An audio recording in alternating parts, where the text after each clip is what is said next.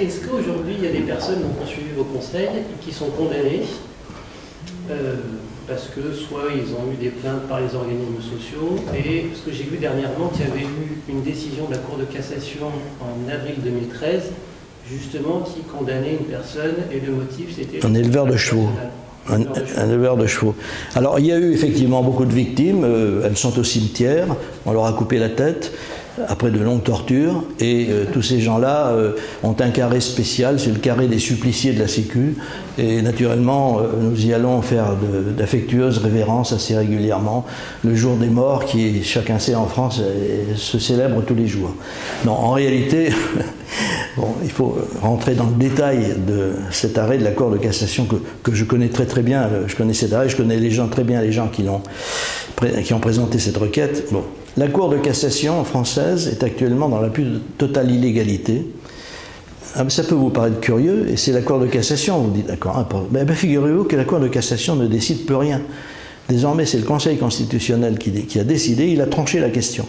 La Cour de cassation, depuis des années, a une dérive qui est due à un personnage et un seul, qui s'appelle, si je me souviens bien de son nom, M. Prétot, Xavier Prétot. Alors vous allez me dire, c'est quand même curieux, un organisme où il y a beaucoup de magistrats dont les robes volettent un peu partout dans les couloirs, enfin c'est des gens formidables, c'est les plus hauts magistrats français.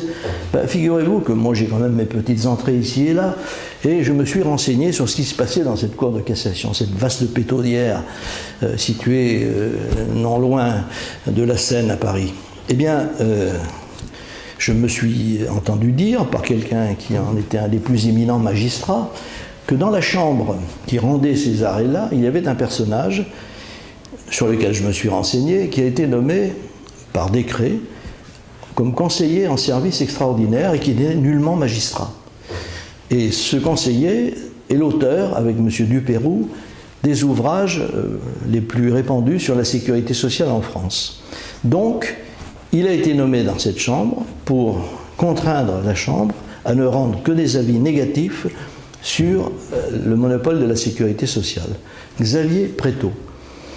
Et ce type, alors j'ai quand même cherché à me renseigner, et j'ai cherché à avoir la tête qu'il avait. Moi j'aime bien avoir la tête de mes ennemis quand même, parce que ensuite si j'ai leurs photos, je mets des petites épingles, et en général ça marche très bien. Donc il me fallait une photo de M. Prétot. Il n'était nulle part. C'est un homme qui n'avait pas de visage. Mais j'ai fini par le retrouver parce que je suis très tenace. Et savez-vous où je l'ai trouvé? Chez les sapeurs-pompiers de Marignane. Vous allez me dire, que faisait-il là-bas? Ah ben, il était tout simplement dans un colloque juridique sur la responsabilité, sur les causes, les protections juridiques en cas d'accident, d'incendie, etc. Et on l'avait invité en tant que spécialiste du droit. Et c'est là que j'ai vu sa photo. C'est un personnage qui ne présente un certain âge, qui ne présente aucune particularité, et qui, effectivement, est un personnage secret, au point que ses collègues l'appellent l'ayatollah.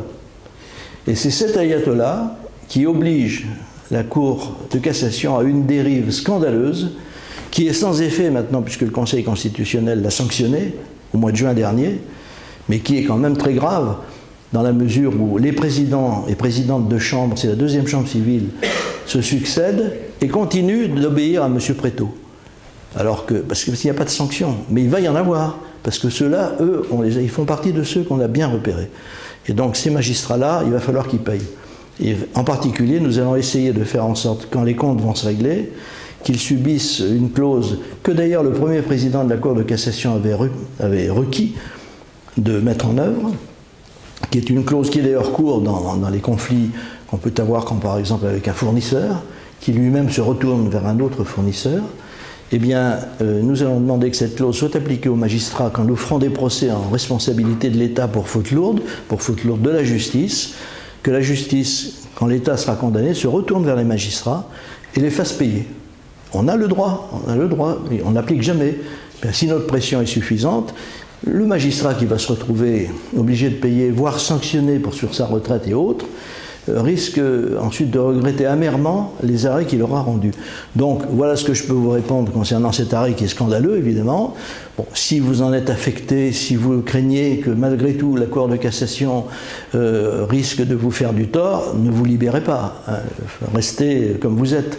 Mais si vous pensez que la liberté se fait parfois contre des gens qui sont censés détenir l'autorité, alors libérez-vous, parce que n'oubliez pas aussi une chose, c'est que dans les guerres, et c'est une guerre, la victoire appartient à ceux qui ne se rendent jamais. C'est pas moi qui l'ai dit, c'est Clémenceau.